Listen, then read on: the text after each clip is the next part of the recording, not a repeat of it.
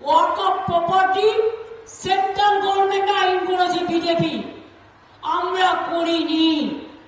পরিষ্কার জেনে রাখুন, আমরা বিধানসভায় এর বিরুদ্ধে প্রস্তাব নিয়ে বারণ করেছি। আমরা সুপ্রিম কোর্টে কেস করেছি, রাজ্য সরকার কেসও চলছে। গতকালকে রাজ্যের মুখ্যমন্ত্রী সম্পূর্ণরূপে মিথ্যাচার করেছে। রাজ্যের মুখ্যমন্ত্রী মালদাতে দাঁড়িয়ে বলছেন যে ওয়াকাফের বিরুদ্ধে নাকি রাজ্য সরকার মামলা করেছে। আমি এই বসিরহাটের জমিন থেকে, বসিরহাটের এই মাটি থেকে রাজ্যের মুখ্যমন্ত্রীর কাছে বার্তা দিতে চাই, আপনার রাজ্য অর্থাৎ পশ্চিমবঙ্গ সরকার যে মামলা করেছে সুপ্রিম কোর্টে, তার ডেট আর মামলার ডায়েরি নম্বর প্রকাশ করা হোক, তাহলেই জানতে পারবো আপনি কত ধরনের সত্যি মামলা করেছেন। আমি আপনাদের বলছি, মমতা ব্যানার্জি, এই মামলার ডায়েরি হয় সুপ্রিম কোর্টে মামলার, যেমন মামলার নাম্বার বলি তো আমরা, সুপ্রিম কোর্টের ডায়েরি নাম্বার বলে, তাহলে প্রকাশ করতে পারবে না। কারণ মামলা আমি করেছি। আপনাদের এই মাদ্রাসা, আপনাদের এই মসজিদ, আপনাদের ঈদগাহ, আপনার পূর্বপুরুষের যে কবরস্থানগুলো আছে এখনো যতটুকু সুরক্ষিত আছে, এটা মমতা ব্যানার্জির করা মামলাতে সুরক্ষিত নয়, অভিষেক ব্যানার্জির করা মামলাতে সুরক্ষিত নয়, আপনার এলাকার বিধায়কের কেউ মামলাতে সুরক্ষিত নয়।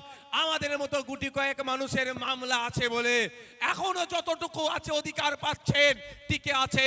তাই মমতা ব্যানার্জি গতকালকে নতুন করে মুসলিম সম্প্রদায়ের সামনে যে মিথ্যাচার করেছে, আমরা আজকে স্টেজ থেকে তাই মিথ্যাচারের নিন্দা ধিক্কার জানাচ্ছি। এই মিথ্যাবাদীর আমরা প্রতিবাদ করছি। মমতা ব্যানার্জি কি বলেছেন? মামলা করেছে, যদি করে থাকে ভালো কথা তো নাকি। আমিও তো সুপ্রিম কোর্টে মামলা করেছি, তো তাহলে মমতা ব্যানার্জি মামলা করলে আমি জানতে পারতাম না? আচ্ছা ধরেন আমি জানিনি, তাহলে এখন কাজ কি হবে? মামলার নাম্বারটা পাবলিক করে দেয়া, আর কত তারিখে মামলা করেছে সেটা পাবলিক করে দেওয়া, তাহলে কাজ ক্লিয়ার হয়ে যাবে। যেমন আমি এসআইআর নিয়ে মামলা করেছি, আমি পাবলিক করে দিয়েছি 68,938/2025। আমার মামলা নাম্বার কত, আমার ডায়েরি নাম্বার কত এসআইআর এর? ওয়াকাফ নিয়ে করেছি ভাই, ওয়াকাফেরটা আমার মুখস্থ নাই, 1 বছর আগে করেছি তো। আর রিসেন্ট আমি এসআইআর নিয়ে করেছি। যে এসআইআর নিয়ে আপনাদেরকে আতঙ্কিত করছে, যে এসআইআর নিয়ে আপনাদেরকে ভয় দেখানোর চেষ্টা করছে, সেই এসআইআর নিয়ে অলরেডি আপনাদের বড় ভাইজানের নির্দেশে আমি সুপ্রিম কোর্টে মামলা করেছি। মামলার ডায়েরি নাম্বার হচ্ছে 68,938/2025। তাই মমতা ব্যানার্জি সত্যিকারের যদি মাদ্রাসার সম্পত্তি বাঁচাতে চায়, মসজিদকে বাঁচাতে চায়, কবরস্থানকে বাঁচাতে চায়, ঈদগাহকে বাঁচাতে চায়, সত্যিকারের অর্থে যদি তিনি মামলা করে থাকেন, তার ডায়েরি নাম্বারটা প্রকাশ্যে আসুক।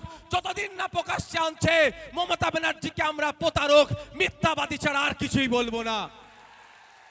অসুবিধা লাগবে নাকি? মিথ্যাবাদীকে মিথ্যাবাদী বলবো। যদি কারো অসুবিধা লাগে, নওশাদ সিদ্দিকীর বিরুদ্ধে একটা আইনত মামলা করে দিতে বলবেন। শুধু মানুষকে মিসগাইড করছে। সাথে সাথে এটাও বলেছে আপনাদের যে বিধানসভায় রেজুলেশন পাস করেছে, আপনার মমতা ব্যানার্জির নাটকটাকে একটু ধরতে হবে। আমি একটু ধরে ফেলেছি বলে আমাকে আটকানোর চেষ্টা চলছে। বিজেপির 77টা এমএলএ আছে পশ্চিম বাংলায়, কোনো জায়গায় অবজারভার নাই। ভাঙড়ে কেন অবজারভার দিতে হচ্ছে? ভাঙড়ের বিধায়ক মুসলিমের অধিকার নিয়ে যেমন কথা বলে, দলিতের অধিকার নিয়ে কথা বলে, আদিবাসীর অধিকার নিয়ে কথা বলে, শিক্ষার কথা বলে, স্বাস্থ্যর কথা বলে, সরকারি কর্মচারীদের ডিএর কথা বলে, সরকারি কর্মচারী পুলিশ 8 ঘন্টার বেশি কেন ডিউটি করবে, এই আওয়াজ তুলে। সুতরাং ওদের অসুবিধা হয়ে যাচ্ছে। ভাঙড়ের বিধায়ক যদি ওই মন্দির মসজিদের রাজনীতি করত, ওই সাম্প্রদায়িক রাজনীতি করত, তাহলে হয়তো আমাকে ওদের নিয়ে অসুবিধা হতো না। আমি ওদের বাইরে গিয়ে মানুষের অধিকারের কথা বলছি, পরিযায়ী শ্রমিকের কথা বলছি, ছাত্র যুবর কথা বলছি, কৃষকের কথা বলছি, মহিলার অধিকারের কথা বলছি, ছাত্রদের শিক্ষার কথা বলছি। ওই জন্যই আমার উপরে ওদের গোসা হয়ে গিয়েছে, আমাকে ওরা আটকানোর চেষ্টা করছে। তাই বন্ধুগণ, ওদের নাটকটা একটু আপনারা জেনে যাওয়া দরকার। কিভাবে ওরা মানুষের সাথে নাটক করে একটু আপনাদের জানা দরকার। আপনারা জানলে অবাক হবেন, যখন বিল ছিল তখন 2024 সালে ওয়াকফ অ্যামেন্ডমেন্ট বিল ছিল 2024, তখন বিধানসভায় রেজুলেশন পাস করিয়েছিল। যখন আইনে পরিণত হলো তখন আর কিন্তু বিধানসভা এটা নিয়ে চর্চা করছে না।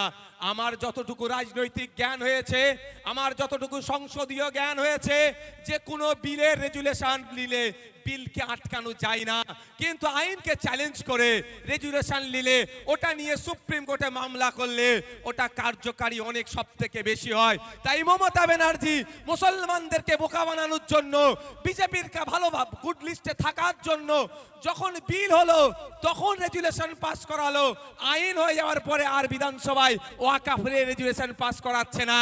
কিন্তু বিলটা কোনো চ্যালেঞ্জে কাজ হবে না। যখন আইন হয়েছে যদি রেজুলেশন পাস করায়, সেই রেজুলেশনটা সুপ্রিম কোর্টে গেলে এই আইনটা ধাক্কা খেতে কি গো পারে। আর ধাক্কা খেলে কার অসুবিধা হবে? কার হবে? একটু জোরে বলুন না। বিজেপির হবে। বিজেপির অসুবিধা হোক মমতা ব্যানার্জি কোনোভাবেই চাইবে না। তাই আপনাদের বলবো, আপনাদের সাথে যারা বেঈমানি করলো, দ্বিচারিতা করেছে, এর জবাব দিতে হবে কি হবে না? একটু আওয়াজ দিয়ে বলুন, একটু হাত তুলে দেখান, হাত তুলে দেখান। 2026 হাতটা তুলে রাখুন। 2026 নির্বাচন আসছে। মমতা ব্যানার্জিকে এই মাদ্রাসা, মসজিদ, ঈদগাহ নিয়ে যখন আন্দোলনের কথা বলেছিলাম তখন দিল্লির যাওয়ার নিদান দিয়েছে। 2026 আসছে, আমরা কোথায় যাওয়ার নিদান দেব? আমরা এখন কোথায় যাওয়ার নিদান দেব? এই দূরে যারা আছেন কোথায় যাওয়ার নিদান দেব? দিল্লিতে যাওয়ার নিদান দেব তো নাকি? আমরা যখন মাদ্রাসা বাঁচানোর কথা ভাবছিলাম, মসজিদ বাঁচানোর কথা ভাবছিলাম, আপনারা এখানটা এত ভিড় করে আছেন কি জন্য? মুসা উপরে চলে আসো, তুমি উপরে আসো, ওখানে ভিড় করে আছো কেন? এখানে এইখানটা বলেছিলাম পুরো ফ্রি জোন রাখার জন্য। বসো, এখানে বসো। ভলেন্টিয়ার বেশি জাম করে ফেলছে তো। আমরা যখন মাদ্রাসা, মসজিদ বাঁচানোর ভাবছিলাম, মমতা ব্যানার্জি তখন আমাদের কি বলেছে? দিল্লি গিয়ে আন্দোলন করো। কত বড় মিথ্যুক বলুন তো এই দল। এরা আপনাকে আমাকে বলছে এটা দিল্লি থেকে পাস হয়েছে, দিল্লি গিয়ে আন্দোলন করো। এসআইআর যে হবে আমাদের রাজ্য, এটা কোথা থেকে বলা হয়েছে? ইলেকশন কমিশন অফ ইন্ডিয়া বলেছেন তার সদর দপ্তর কোথায়? দিল্লিতে। তাহলে এসআইআর এর বিরুদ্ধে আন্দোলন করতে তৃণমূলের কোথায় যাওয়ার দরকার ছিল? হ্যাঁ বলুন। তা করেনি, এরা এখানেই করছে। কিন্তু আপনার মসজিদের বাঁচানোর আন্দোলন আপনি করতে গেলে দিল্লি যাওয়ার নিধান দিচ্ছে। তবে এই তৃণমূলের আমলে শুধু মসজিদের জায়গা অসুরক্ষিত নয়, একটু খোঁজ নিয়ে দেখুন আমার হিন্দু সমাজের ভাইদেরকে, বাপেদেরকে, মায়েদেরকে। এই তৃণমূলের আমলে দেবদেবীর নামে যে উৎসর্গকৃত যে সম্পত্তি আছে, এই তৃণমূল লুট করে খাচ্ছে।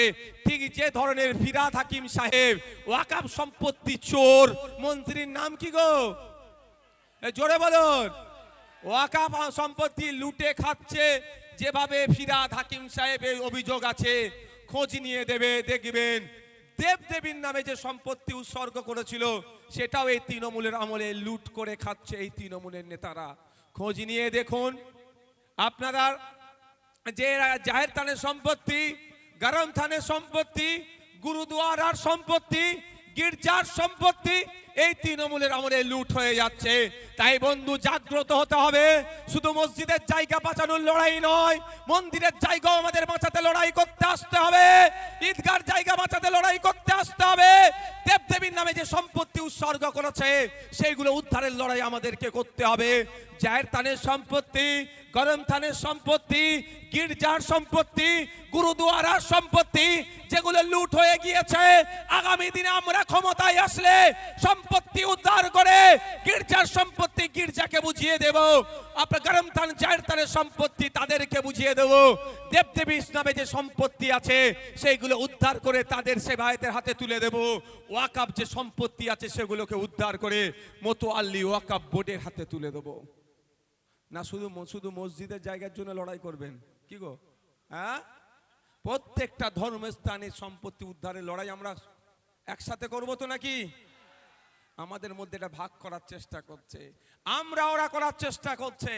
এখানে একটা স্কুলের নাম লেখা আছে দেখুন, কেন্দুয়া এফপি স্কুল। আমাদের মধ্যে আমরা ওরা করে কি হচ্ছে জানেন?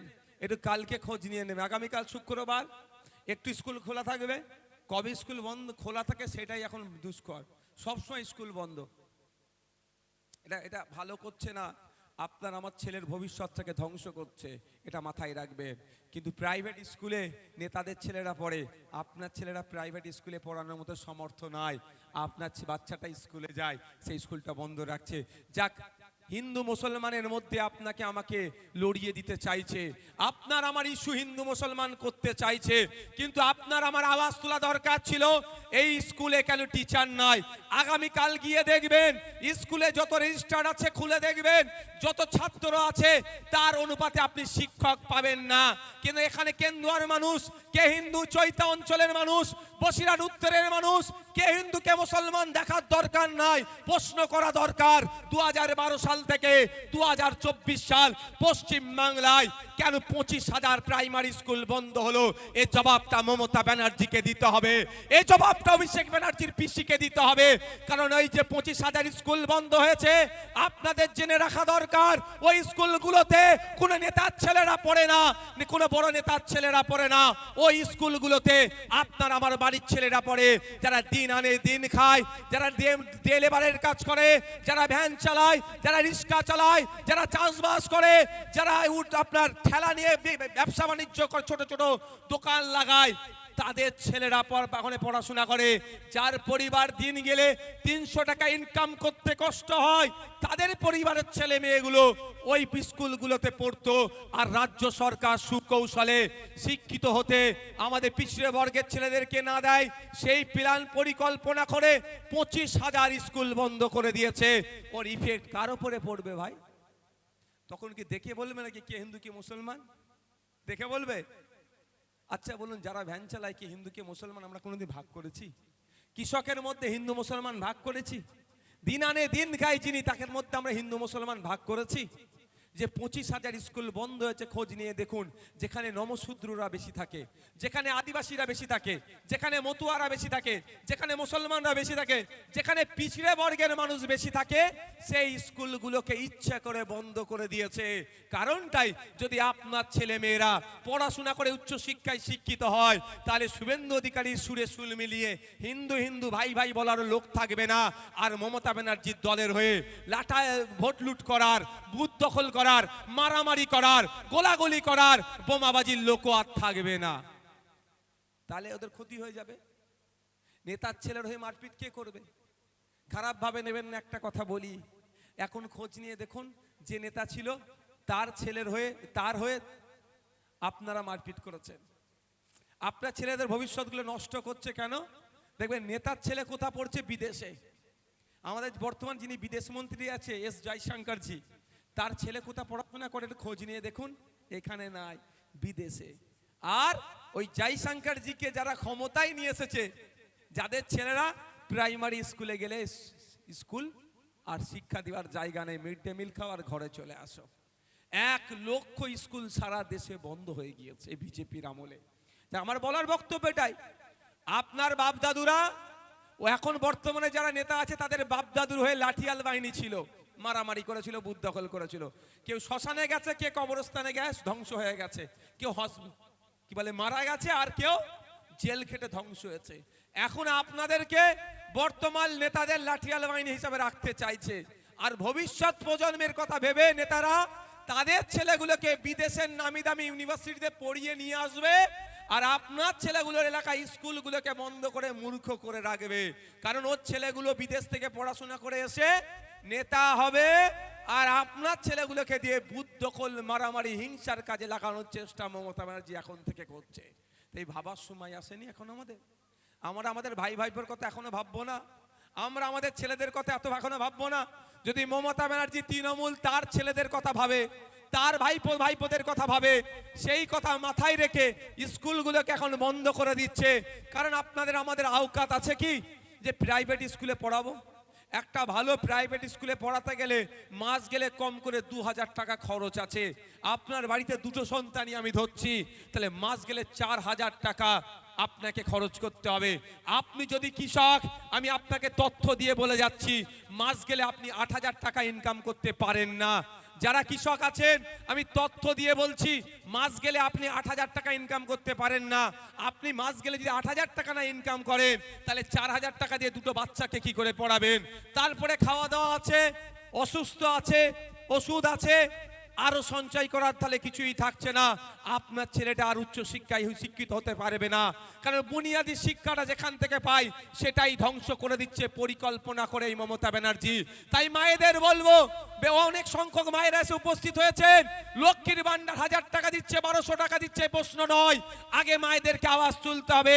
এই কেন্দুয়াই যে প্রাইমারি স্কুলটা আছে, উপযুক্ত শিক্ষার পরিকাঠামো আনতে হবে, যত ছাত্র আছে তার অনুপাতে শিক্ষা দিতে হবে। মায়েদেরকে আওয়াজ তুলতে হবে। লক্ষ্মীর ভান্ডার পরে হবে, 10 লাখ 12 লাখ টাকার বিনিময়ে চাকরি নয়, 330 টাকা ফর্ম ফিল আপ করে মেধার ভিত্তিতে চাকরির ব্যবস্থা হবে। সে হিন্দু চাকরি পাক, মুসলমান চাকরি পাক, দলিত চাকরি পাক, আদিবাসী চাকরি পাক, দেখার দরকার নাই। মায়েদেরকে আওয়াজ তুলতে হবে। 1000-1200 টাকা পরে হবে। যত মদের দোকান পশ্চিম বাংলায় আছে সব দোকান বন্ধ করতে হবে। মায়েদেরকে আওয়াজ তুলতে হবে। 1000-1200 টাকা পরে হবে। 1000-1200 টাকার গল্প রাখুন। স্কুল যে 25,000 পশ্চিম বাংলায় বন্ধ করেছেন সেটা খোলার ব্যবস্থা করুন। মায়েদেরকে আওয়াজ তুলতে হবে। 1000-1200 টাকার গল্প পরে হবে। এলাকায় সম্প্রীতি বিনষ্ট করার জন্য শুভেন্দু অধিকারী যেভাবে হিন্দু মুসলমানের বিভেদ লাগানোর জন্য বক্তব্য দিয়ে বেড়াচ্ছে, ওই বেটাটাকে ধরে আগে জেলের মধ্যে ভরাও। তাই তো নাকি?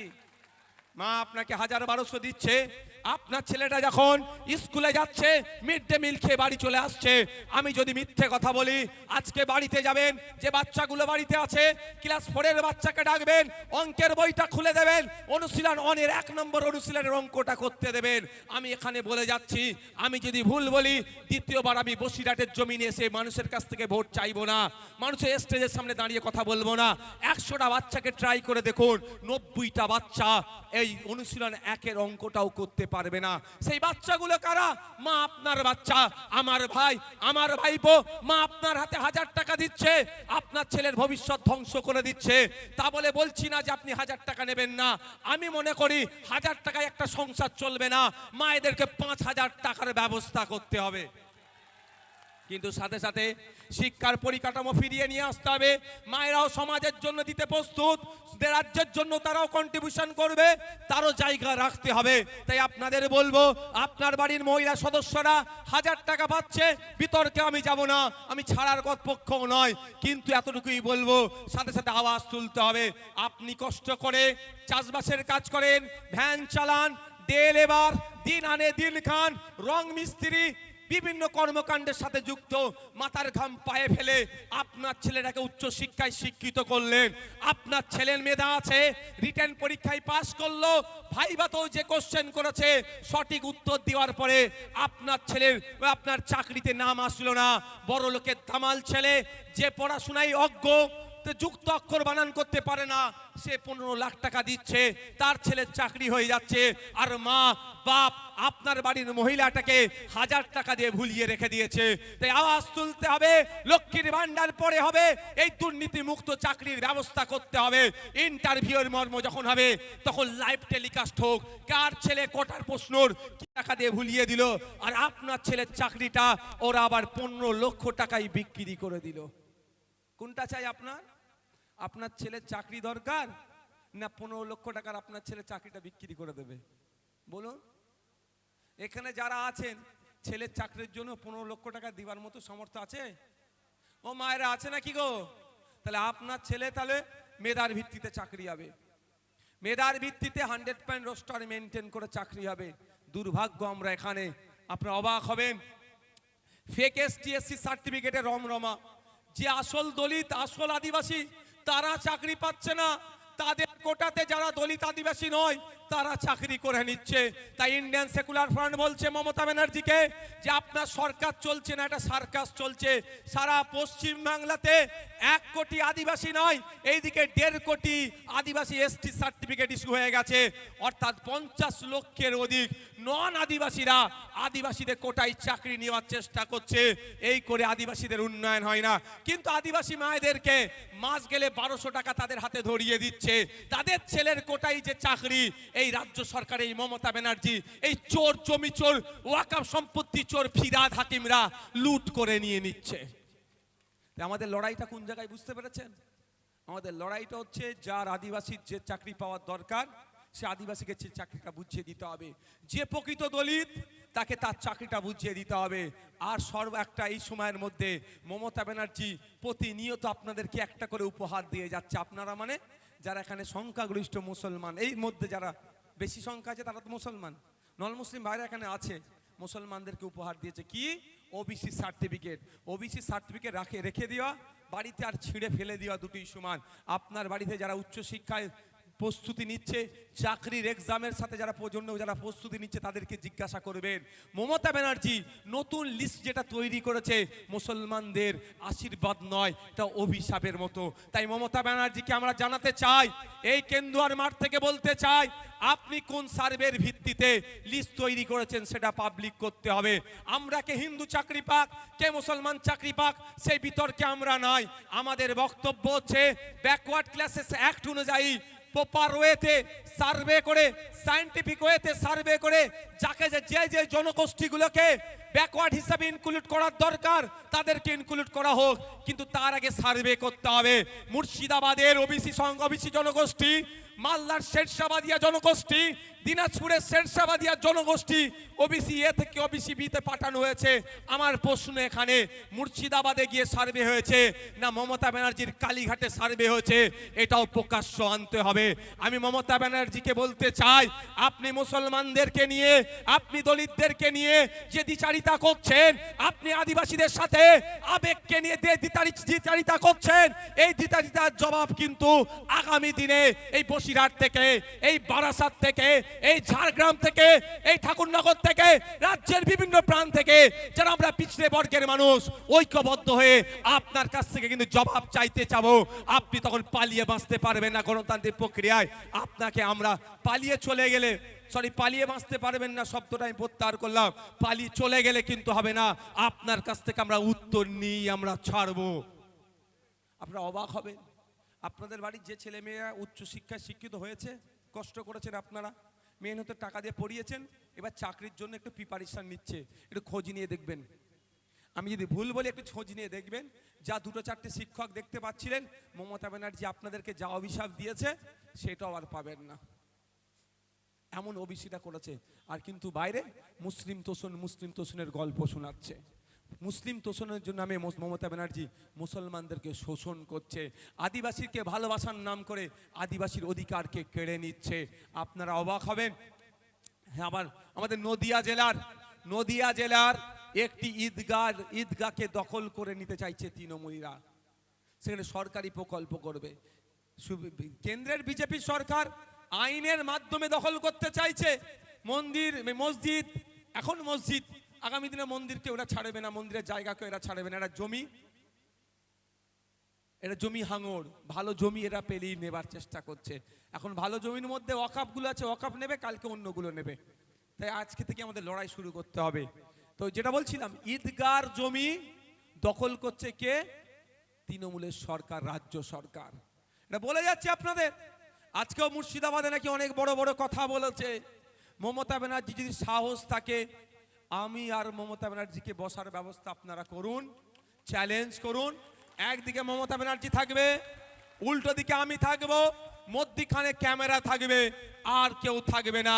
আমি প্রমাণ করে দেবো পশ্চিম বাংলার মানুষের 1947 থেকে 2011-তে যত না ক্ষতি করেছে এই মমতা ব্যানার্জি, 2011 থেকে 2025 সব থেকে বেশি ক্ষতি মুসলমানদের করেছে, দলিতদের করেছে, আদিবাসীদের করেছে এই মমতা ব্যানার্জি। পশ্চিম বাংলার শিক্ষিত যুবকদের করেছে, এটা আমি প্রমাণ করে দেবো।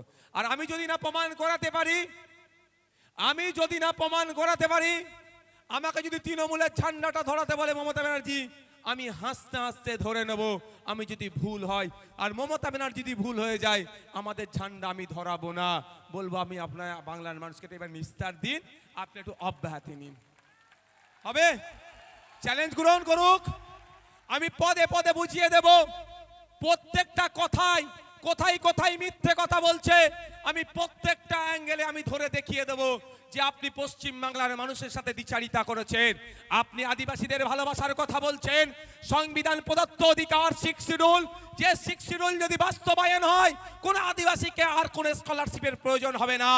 আদিবাসী ভাইরা মাথা তুলে বাঁচতে পারবে, মেন স্ট্রিমে থাকতে পারবে, তাদের উন্নয়ন হবে, তাদের শিক্ষা প্রতিষ্ঠান বানাতে পারবে, তারা স্বাস্থ্য কেন্দ্র বানাতে পারবে, তাদের জয় জয়কার হয়ে যাবে। সংবিধান সেই অধিকার আদিবাসীদেরকে দিয়েছে। 6 শিডিউল মমতা ব্যানার্জি আদিবাসীদেরকে ভালোবাসিল, পূর্ণাঙ্গ রূপে 6 শিডিউলের বাস্তবায়ন করছে না। এই ভালোবাসার প্রয়োজন নাই। মমতা ব্যানার্জি মুসলমানদের ভালোবাসছে, কিন্তু শিক্ষাতে দেখুন, স্বাস্থ্যে দেখুন, কর্মসংস্থানে দেখুন, মুসলমানদের খুঁজে পাওয়া যাচ্ছে না। এ ভালোবাসা মমতা ব্যানার্জির আমার প্রয়োজন নাই। মমতা ব্যানার্জি শিক্ষকদের ভালোবাসছে, কিন্তু সরকারি শিক্ষকরা কেন্দ্রীয় সমাহারে দিয়ে পাচ্ছে না। এই ভালোবাসা আমার দরকার নাই। মমতা ব্যানার্জি পুলিশদেরকে নাকি খুব ভালোবাসছে, কিন্তু পুলিশদের হকেট দিয়ে তাদেরকে বুঝিয়ে দিচ্ছে না।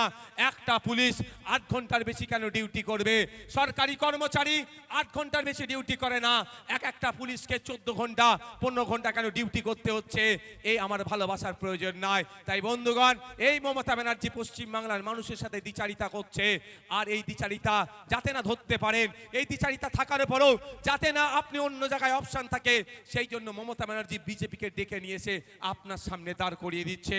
আমরা যখন রাজনৈতিকভাবে মমতা ব্যানার্জির এই দ্বিচারিতা, বিজেপির এই সাম্প্রদায়িকতার বিরুদ্ধে কথা বলছি, এদের অন্যায়ের বিরুদ্ধে যখন আমরা দাঁড়িয়ে আছি, তখন আমাদেরকে ভুল বোঝানোর জন্য, আমাদের সম্পর্কে মিথ্যাচার করার জন্য বলা হচ্ছে যে আইএসএফ নাকি ভোট কেটে বিজেপিকে নিয়ে আসবে। এটার ওষুধ আমি আজকে দিয়ে যেতে চাই, শুনবেন আপনারা? আর একবার তাহলে হাত তুলুন তো যারা শুনতে চাইছেন, দূরে যারা শুনতে চাইছেন হাত তুলুন তো। মমতা ব্যানার্জির এই ওষুধটা আমি দিতে চাই। কি ওষুধ? মমতা ব্যানার্জি দলের লোকেরা আমাদের নামে মিথ্যাচার করে, কি বলে? ভোট কেটে নাকি বিজেপিকে নিয়ে আসবে। আমি আপনাদের এখানে বসিরহাট উত্তর বিধানসভায় এসে আমি কথা দিয়ে যাচ্ছি, মমতা ব্যানার্জিকে রেডি করুন। পীরজাদা আব্বাস সিদ্দিকী রেডি আছে, একটা এগ্রিমেন্ট পেপারে সই হবে। সইটা কি হবে একটু দাঁড়ান, শুনে নিন আগে, তারপরে তালি দেবেন। একটা সই হবে, লিখবে আব্বাস সিদ্দিকী, যেখানে যেখানে আইএসএফ প্রার্থী দেবে, যদি ওখানে ভোট কেটে বিজেপি আসে, তৃণমূল তথা মমতা ব্যানার্জি যা শাস্তি নেবে নওশাদ সিদ্দিকী মাথা পেতে মেনে নেবে।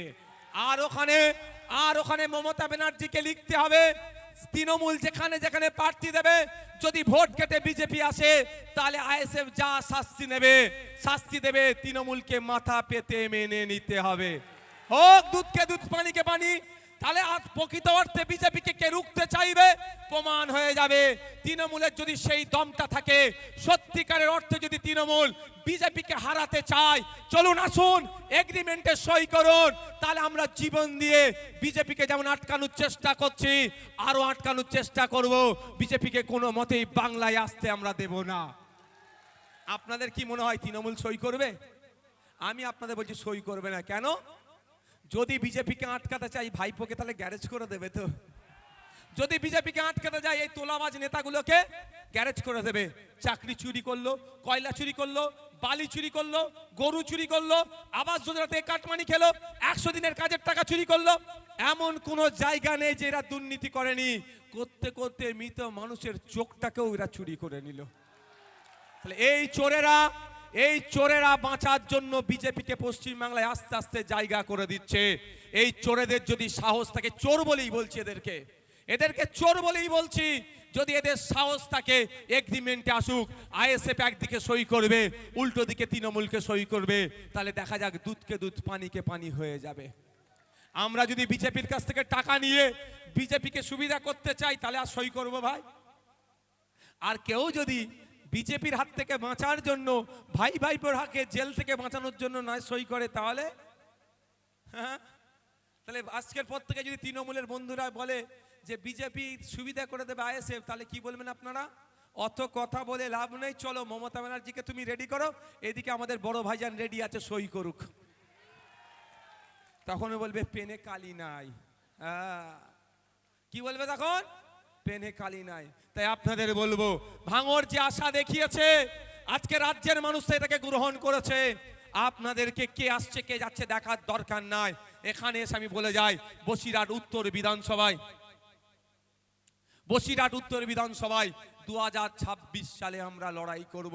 2021-এ আপনারা বিজেপি আসবে বলে অনেকে ভোট দেননি, ভালোবাসার মানুষ। এখন আর বিজেপি আর তৃণমূল আলাদা মনে হয় আপনাদের? আলাদা মনে হয়? এরা একে অপরের পরিপূরক। যদি বিজেপি তৃণমূল আলাদা হতো এতক্ষণ শুভেন্দু বাবুকে ধরে জেলের মধ্যে রেখে দিত। শুভেন্দু বাবু যেভাবে বাংলার সম্প্রীতি, বাংলার হিন্দু মুসলমানের মধ্যে যে ঐক্য আছে বিনষ্ট করার জন্য যে ভাষায় কথা বলছে, শুভেন্দু বাবুকে ধরে জেলের মধ্যে রাখা দরকার। তা না করে ছেড়ে রেখেছে, হিংসা ছড়াচ্ছে। তাই আপনাদের বলবো ওইসব বিজেমূলের ফাঁদে আমরা পড়বো না। 2026 সাল আসছে, বিজেপিকে হারাতে হবে, তৃণমূলকে হারাতে হবে, নতুন সরকার গঠন করতে হবে। যে সরকার শিক্ষার আমূল পরিবর্তন করবে, যে সরকার আসার সাথে সাথে আপনাদের কথা দিয়ে যায় পিজিতে আর যেতে হবে না, এনআরএসে আর যেতে হবে না, আর্জি করে যেতে হবে না, প্রতিটা জেলায় প্রতি বছরে একটা করে আর্জি কর পিজি এনআরএস তৈরি করবে।